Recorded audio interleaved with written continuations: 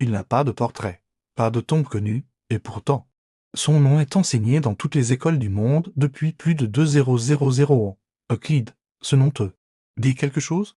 Peut-être vaguement, mais c'était qu'il a posé les fondations de toutes les mathématiques modernes. Sans lui, pas de géométrie, pas de raisonnement logique, pas d'algorithme. Et pourtant, son histoire reste un mystère. Tu es sur le point de découvrir l'homme de l'ombre qui a structuré notre manière de penser. Pour toujours, nous sommes à Alexandrie, en Égypte, une ville brillante, un carrefour du savoir, où se croisent philosophes, astronomes et mathématiciens, au cœur de cette effervescence intellectuelle.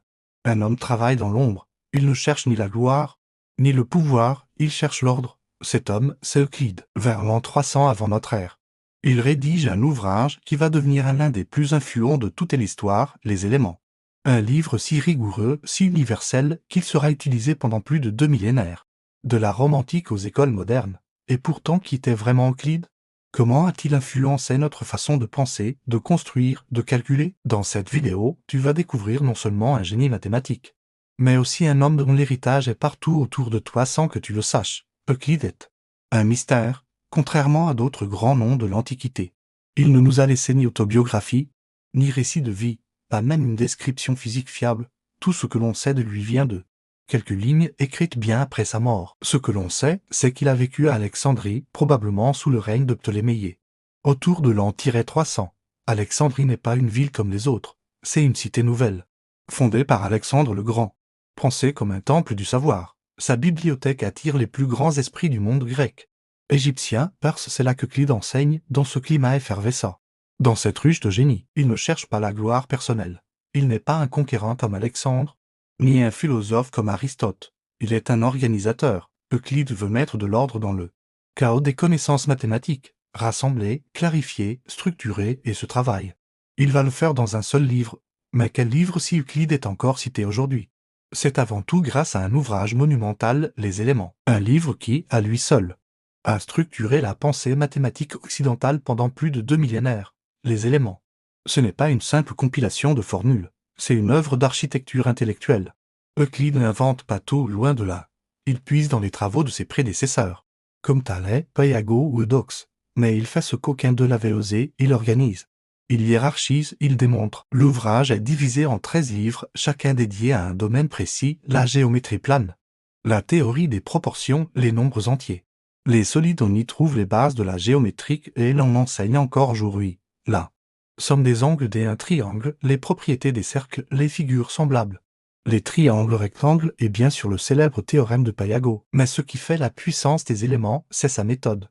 Euclide part de définitions, de notions communes et de postulats, c'est-à-dire des vérités admises sans démonstration, puis il bâtit tout le reste par démonstration logique. L'exemple le plus connu est le 5e postulat, dit les parallèles.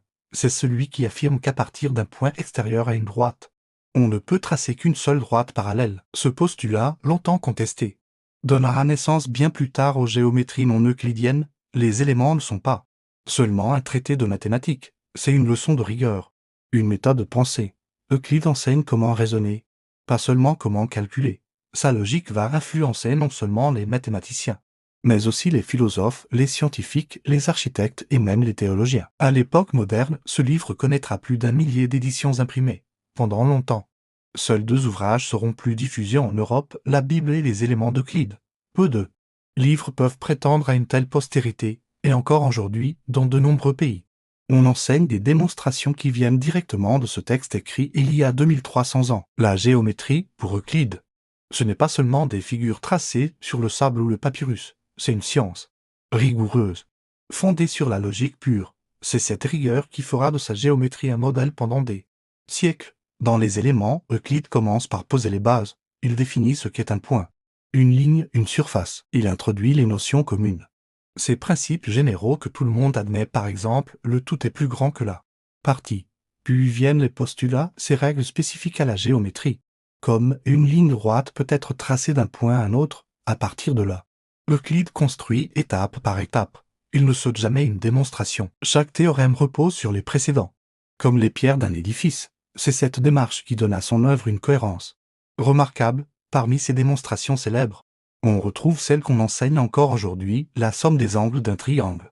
Les propriétés des droites parallèles, le théorème de Pythagore, les relations entre cercles, tangentes et polygones réguliers. Mais l'un des aspects les plus fascinants de la géométrie d'Euclide, c'est ce fameux cinquième postulat. Il dit qu'à partir d'un point extérieur à une droite, on peut tracer une seule parallèle.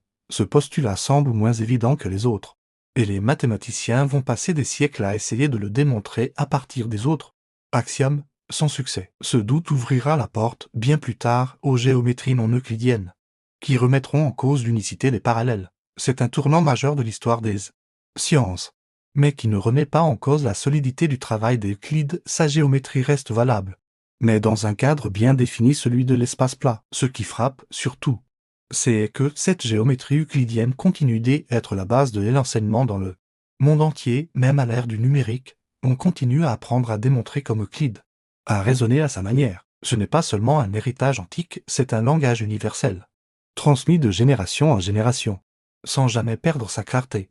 On pourrait croire qu'un savant, ayant vécu il y a plus de 2300 ans, n'a plus grand-chose à nous dire, et pourtant Euclide est partout, dans les salles de classe, dans les manuels scolaires, dans les laboratoires scientifiques, dans les logiciels de modélisation 3D, dans les algorithmes de navigation. La logique qu'il a posée continue de guider notre compréhension du monde. D'abord, sa méthode.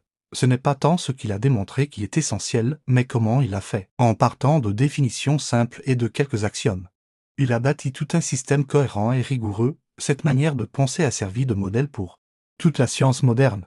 Quand Isaac Newton développe la mécanique classique, il s'appuie sur la démarche d'Euclide. Quand Albert Einstein remet en question la géométrie euclidienne dans la relativité générale, il le fait en ayant parfaitement intégré ce système.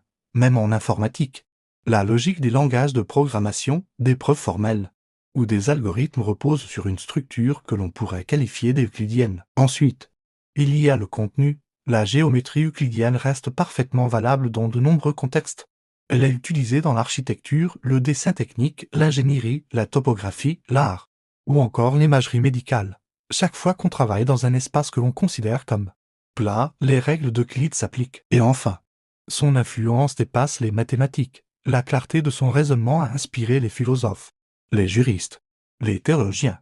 Des penseurs comme Descartes ou Spinoza ont tenté de construire leur propre vision du monde sur le modèle des démonstrations euclidiennes, comme un idéal de rigueur et de vérité. Même aujourd'hui, dans un monde dominé par la technologie, le nom d'Euclide reste un repère. De nombreuses écoles, laboratoires ou projets scientifiques portent son nom, et il n'est pas rare d'entendre un professeur parler d'un raisonnement euclidien comme une référence absolue en matière de logique. Euclide, c'est l'architecte invisible de notre manière de penser, un homme de l'Antiquité qui continue, chaque jour, à structurer nos raisonnements, à bâtir nos certitudes et à poser les fondations de notre avenir. Ce qui frappe, quand on s'intéresse à Euclide, ce n'est pas seulement la solidité de son œuvre, mais le vide autour de sa vie. Pour un penseur aussi influent, on pourrait s'attendre à une biographie détaillée, des lettres, des récits d'élèves. Mais non, sur Euclide, les sources sont presque muettes. Les premières mentions de son nom n'apparaissent que 100 ans après sa mort, notamment chez Proclus, un philosophe néoplatonicien du siècle.